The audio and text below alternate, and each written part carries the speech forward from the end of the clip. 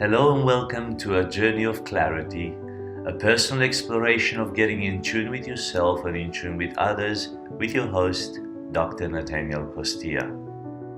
This is a journey of emotional and spiritual awareness, of discovering what life truly means, and a clear shift from an ego-driven world to a meaning-driven world. I believe we can become more in tune with our thoughts, our emotions, and our spirituality. And as we do that, we will make better decisions, have deeper connections, more fulfillment, and even more joy. This is A Bit of Clarity. Well, good day, Natanael here with A Bit of Clarity. A study was done in the US of toddlers, and they wanted to see how important relationships are and the human relationship. So what they did is they took 9-10-month-old babies and they began to teach them Chinese. They brought in a Chinese teacher who was spending time with them, and every day for quite a number of hours they were being taught Chinese, and they've done this for about 3 months. So the lady came in and taught them Chinese, and within 3 months most of those children could understand what she was saying, could relate to her, and it was just absolutely brilliant how well these children learned the language. Then they've done the same test with other toddlers, with other babies, but this time the same teacher taught the lessons via a screen on a TV monitor, and they put these babies to watch the monitor for quite some time and to learn the language, the Chinese language, and to listen to her and obey her and do what she was saying. Once they've finished the test, they assessed these children, and to everybody's surprise, these children acquired absolutely zero knowledge from the screen. When they were with a person to person, in person, they learned without any issues and they captured almost everything, whereas when they've done it on the screen, there was zero assimilation whatsoever. They could not replicate what they learned on the screen. Now, they've done this with 9-10-month-old babies because that's when their mind is most receptive. So what do we learn? We learn that people are very relational, that people need people. In fact, the way we learn in life is not through the knowledge that we acquire in books, even though later on in life we can do that. But in the most learning that ever occurs in our life happens when we learn from other people. That's how we learn to speak when we are young. That's how we learn to walk. That's how we learn to do most of the things that we do. That is why our teachers are so important, because they don't just give knowledge, they give themselves. Our children learn from them. They don't learn their knowledge. They learn from them. That's why a lot of young children want to become the teachers. And that's why a lot of them, they think of the teachers so highly, because they know so much, because they learn from the person. So what I'm talking about here is the relationship, the human relationship, which is very, very important. And at times we forget this as human beings. So today I want to bring it back to the forefront, the importance of interpersonal relationships. I'm trying to make a word out of the two words. Interpersonal relationships. This is episode 36, and you have your show notes in the links provided wherever you're watching or listening to this content. Also on our website at eq.org.au. That's eq.org.au. Understanding interpersonal relationships. So interpersonal relationships happen throughout our lives. We meet people all the time. We are part of the same human fabric. We are made to be in connection to one another. So just get this through to your head, that you need people in your life. People need people. You need people. And wherever you go, you will meet people and you have to get along with people. So just accept this fact of life, that we are in the messiness of everything that is around. We need people. We are people as well. So they need us as well, all right? Understanding interpersonal relationships. An interpersonal relationship is a strong bond between two or more people. Attraction between individuals brings them close to each other and eventually results in a strong interpersonal relationship. So at the beginning, they're just acquaintances. We're just acquainting with other people. But gradually, as we spend time together, as we align our values, we have a relationship which can become even deeper as we move along in this connection. To be human is to be involved in interpersonal relationships. As I said, you can't be an island. As a human being, you are part of a whole continent. Okay?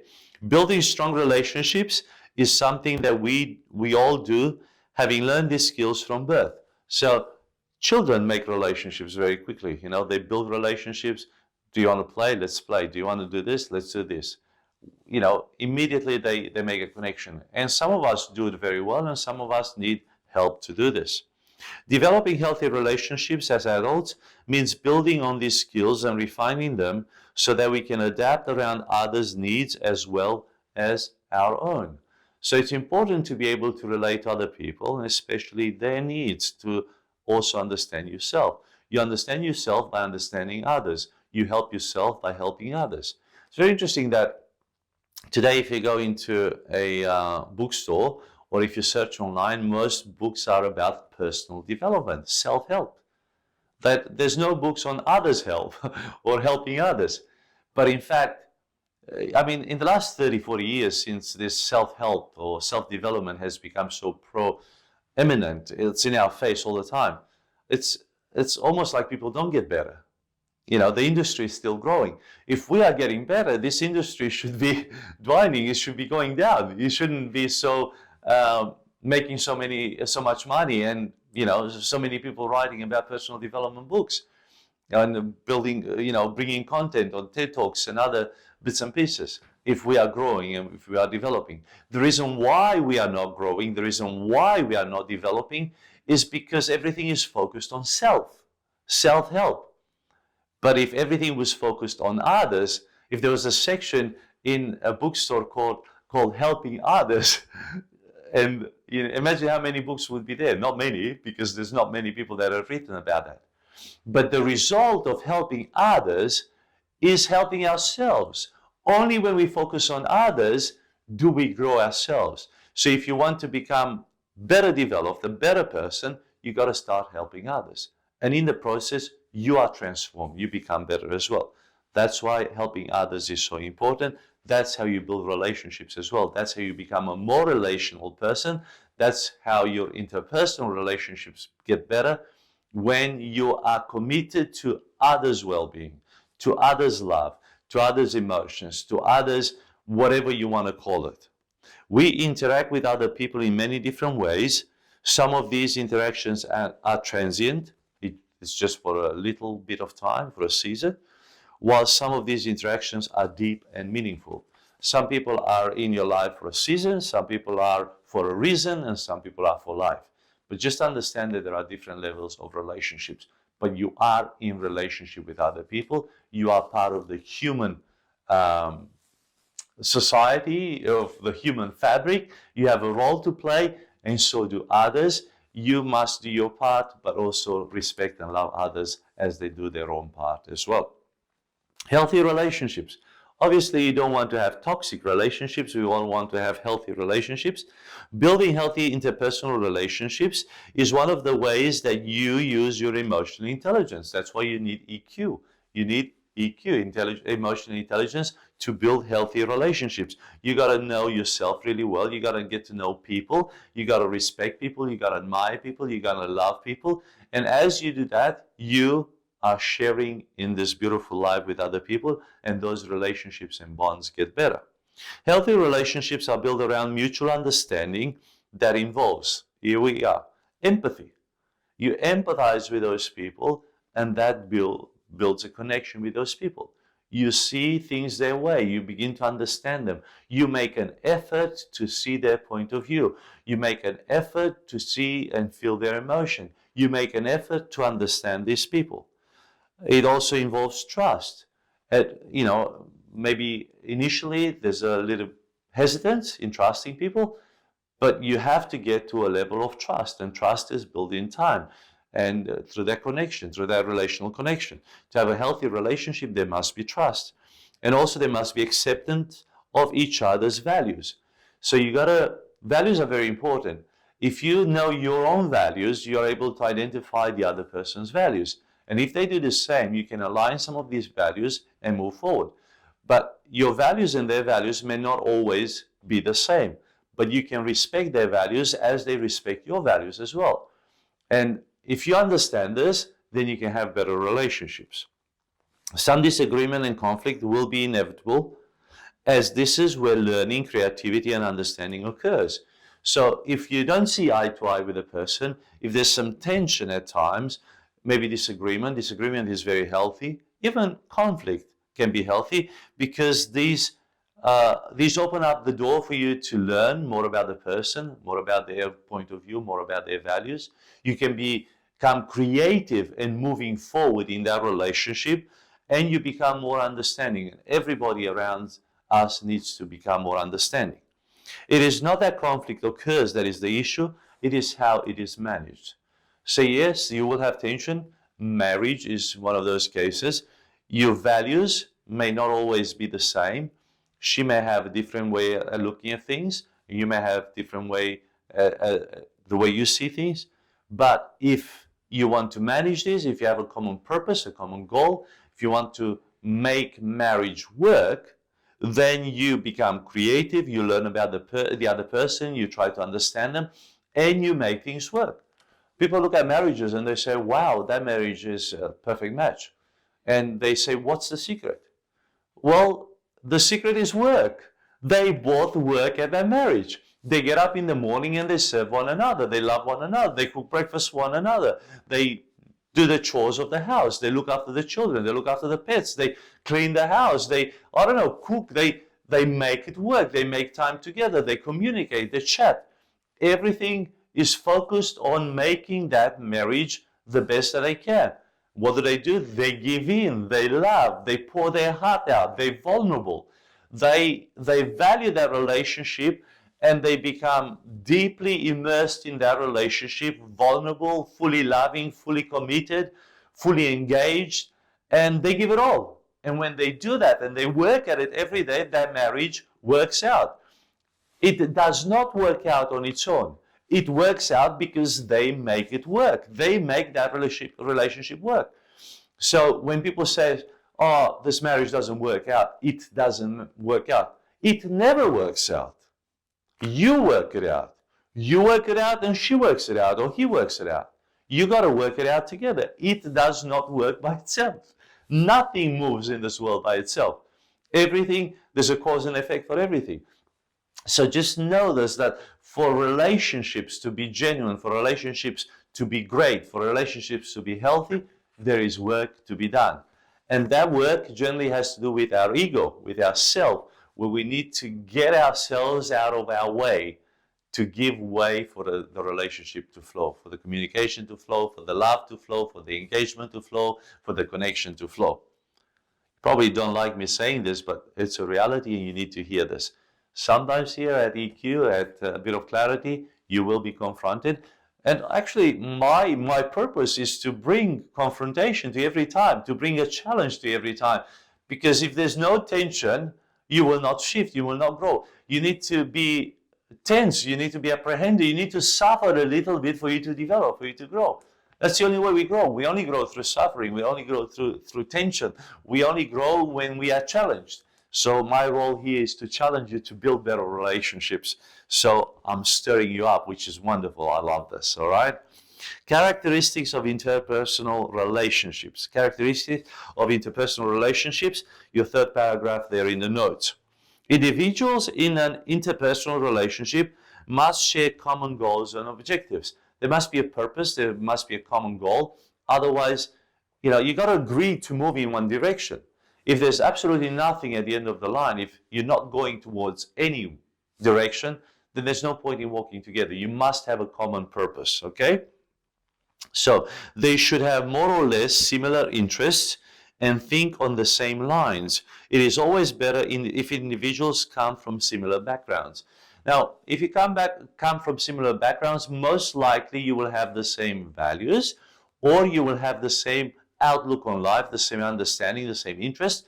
So the probability of you making it is much higher in that relationship than if you have total different values, total different upbringing, total different faith, total different, background. Because then you have to let go, and you got to understand, you got to give in, you got to take, and it's a lot harder. But it can be made as well if you are very emotionally intelligent and you have the patience to understand the other person. Individuals in an interpersonal relationship must respect each other's views and opinions. A sense of trust is important.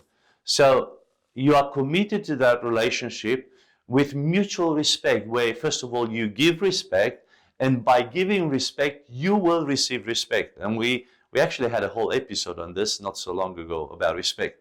So just remember that you have to give respect in order to receive it, and be the first person in that relationship to honor the other person. And as you do that, the trust is being built between the two of you.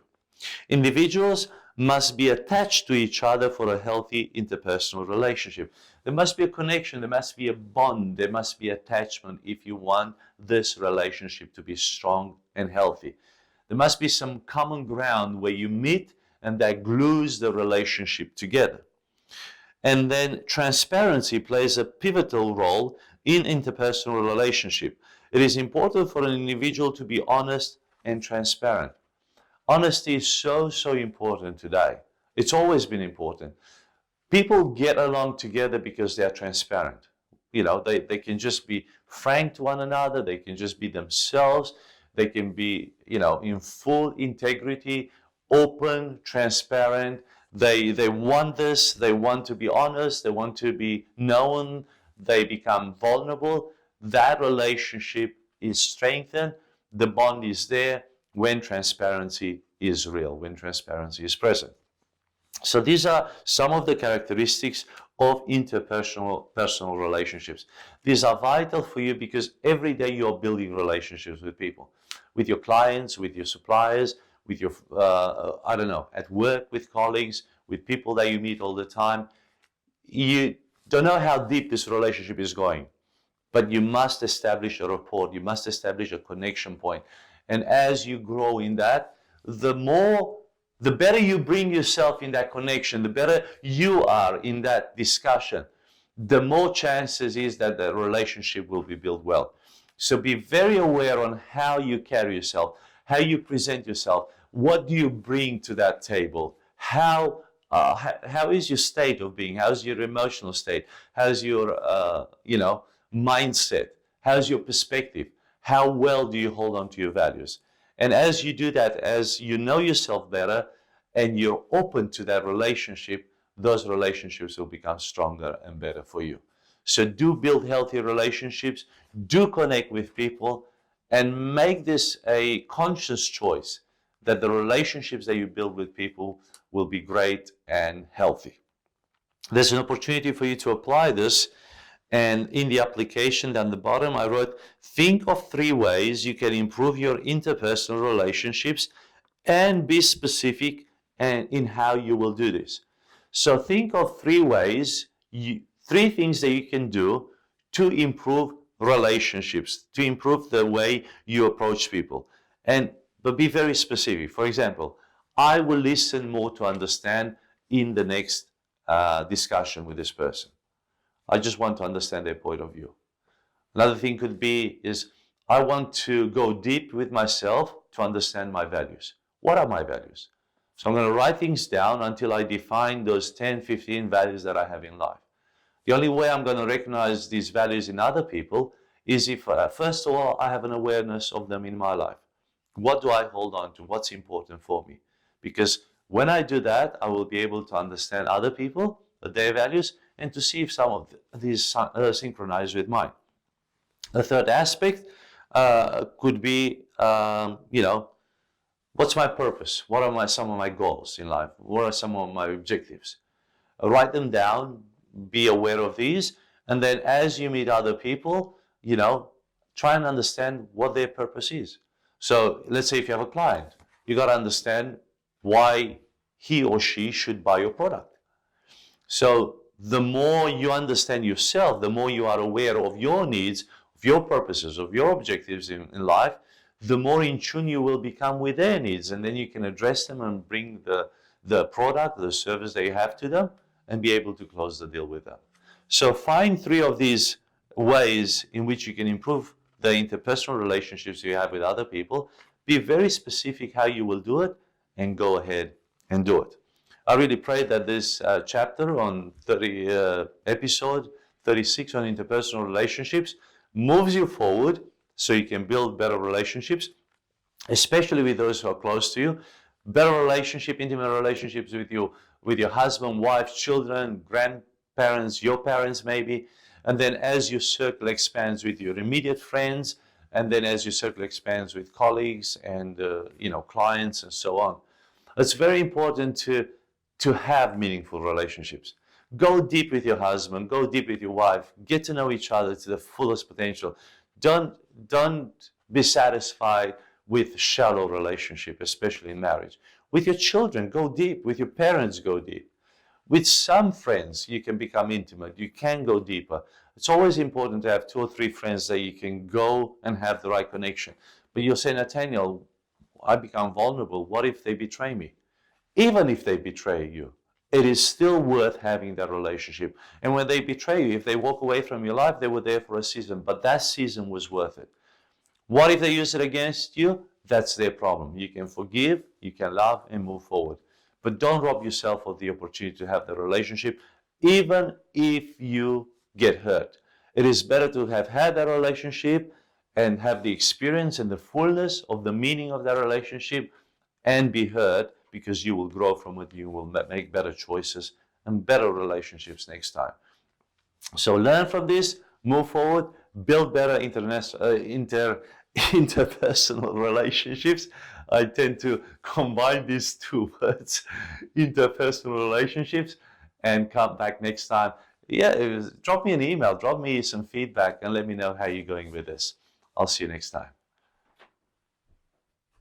I'm Dr. Natanael Costea, and I thank you so much for joining me on this journey of clarity through emotional and spiritual awareness. If you feel blessed by this presentation, please subscribe, rate, comment, and share it wherever you're enjoying it. And until next time, this was a bit of clarity.